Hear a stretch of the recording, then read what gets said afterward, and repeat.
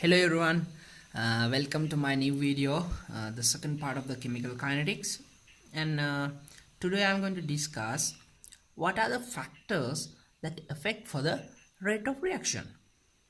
Because to occur a reaction, there should be several conditions that should be satisfied by those reactants. So first of all, look what are the major conditions that the particles or molecules that should be satisfied to carry out a reaction. That is explained through this collision theory. We'll see what are the things that explained by this collision theory. So we know that just having a particle in a container is not enough to have reaction. They should be collide with each other. That is its first statement. The particle should be collide with each other to have a reaction. Only the collision is not enough. This collision should be at a right orientation. That means they have to be like right phase. To react with each other, they have to collide with a right angles. That means not right angle, means not 90 degrees. You have to be in a perfect orientation. And this is the very important thing, the last thing. Even though they having colliding with each other, even though having their right orientation, but this colliding particle should have a sufficient energy to, because they have to pass a certain some energy barrier.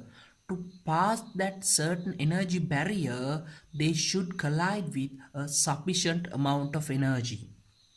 This sufficient amount of energy is called as the activation energy. That is the energy required to start the reaction.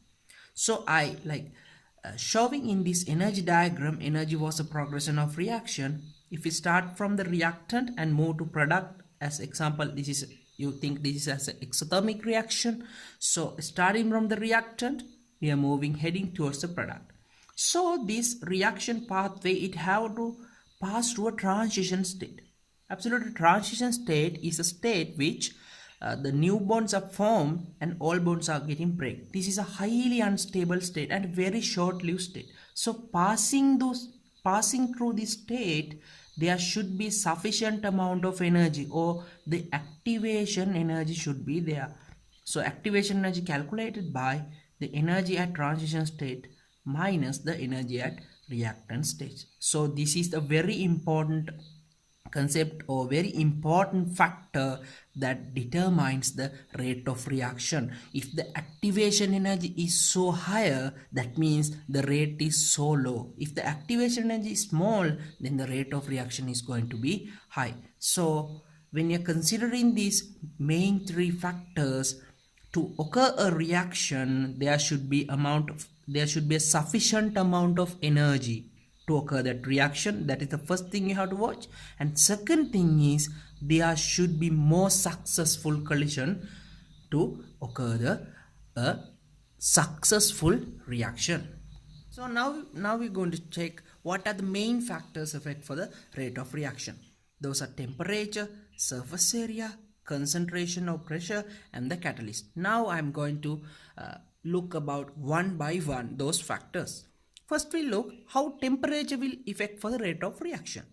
So we know that if it is having a small temperature, the movement of particles is slow. But if we increase the temperature, what happens? These particles gain more kinetic energy. So they tend to move faster. Moving faster means they're going to be collide more. They are getting more colliding means the chance of having successful collision is getting increases. So they are getting more frequently colliding, and the successful collisions also getting increased. As they're getting more energy, they having the chance to exceed that activation energy. So the more reactant will be can turn into product, because they having more energy due to this high temperature. So they can exceed that energy barrier, so they can be in the product side rather than in the reactant side. So if the temperature is increasing, they will move faster and gain more energy. So the rate of reaction getting increases. So next factor is the surface area. How surface area going to affect the rate of reaction? You think like this: if we take for a reaction like reaction between magnesium and HCl, so if we like take these magnesium cubic particles like cube like particles, and they take like granules like particles, so like take powder like particles, what do you think that which one is going to be more react faster? Definitely it is powder. Why? Because they are in the powder, the surface area that exposed to HCl is so high. Therefore, they are having more frequency. Frequency of collisions will be higher. Therefore, more frequency of collisions means there will be more successful collisions because the number of collisions will be higher. But if we like this kind of cubic like large structures, the surface area that contact with that HCl, as example in the HCl, amount of like surface area getting contact with the HCl is very low, so therefore rate of reaction is so low. But if we like in the powder state, the surface area getting contacted is very much higher than in here, so the rate is going to increase as the number of collision is getting increases. Now look how concentration will increase the rate of reaction. So think like this: if we take a container in a 1 liter container, in the both case, if in this case we know, we can see only 4 molecules are present. In here there are many molecules. So what we have done here is we increase the number of particles in unit volume. As a result, what happened? We are increasing the number of particles in a unit volume because they are going to compact in a small volume, no? So that means that lead to more frequent collisions. So the distance between the particles is going to be so low because they are getting concentrated in a volume. Therefore, more collisions will be occur. Therefore, more collisions means the number of right orientation collisions also getting high. If they have that right amount of energy, then the increasing of the concentration will lead to increasing of the rate of reaction as the result of the number of collisions increases. We are going to look about the final factor that affect for rate of reaction, that is catalyst. Absolutely, it is a substance not consumed during the reaction, and without consuming it speed up the reaction. Absolutely, how is going to done this? This is done by providing an alternative pathway for reaction. You think like that: if you want to travel from A to B, okay, then this is the path actually you have to travel from A to B. This is your normal reaction. Okay, this is your normal reaction. This is the pathway you have to carry. This is what we explain in the energy diagram. But what catalyst doing is it providing an alternative pathway. If we take this is as a path 1, this is path 2.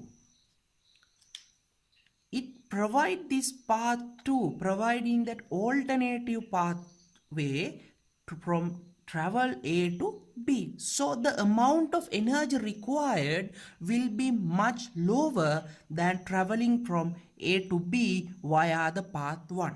So the amount of energy required will be lower in that alternative pathway. So as a result, activation energy of reaction is getting reduces, the rate of reaction is going to increase because the number of molecules over that energy barrier or the activation energy is going to be increases, because now the activation energy is smaller than the amount that required in the previous state. So number of molecules will be over the activation energy. So the as more number of molecules over this energy barrier, the rate also going to be increases. So now I'm going to give a short summary about how each factor, increasing of each factor will lead to rate of increase the rate of reaction. So we'll look how temperature increase, how surface area increase, how concentration increase, how addition of a catalyst will lead to the increase the overall rate of reaction. We'll see how it's going to be happen. So if we know, if we increase the temperature, there will be no effect on the activation energy. Increase in the surface area also, there will be no effect. Increase in concentration also no effect. But addition of a catalyst, the activation energy going to be decreases. There will be no effects from to here by increasing temperature, increasing surface area, increasing concentration, no effect on activation energy. What happens when the temperature increases? We know that the frequency of collisions is get increases. The number of collisions increases as a result of temperature increases. So as surface area increases also, the frequency of collision will be increases. As concentration all increases, the frequency of collision increases. So addition of a catalyst, it won't increases any frequency of collisions. So what is this forcefulness of collision? That means how the energy of these reactants will be over that barrier. So it is increases only in the temperature increment, because only in the temperature increment they are getting that sufficient amount of kinetic energy as their speed is getting increases. So as a result of temperature increment, the effect of forcefulness of collisions increases. By increasing these factors not affecting for forcefulness of collision. So overall increasement of temperature increase the rate of reaction. So because the speed of molecules are getting increases, and also increasing the surface area increases the overall rate of reaction because more exposed particles are there. By increasing the concentration, we know that the distance between the particles are getting decreases. As a result, they getting concentrated in a small volume. By addition of a catalyst, we know that it providing an alternative pathway and lowering the activation energy will increase the rate of reaction. So stay tuned with my channel for more videos related on chemical kinetics. Thank you very much.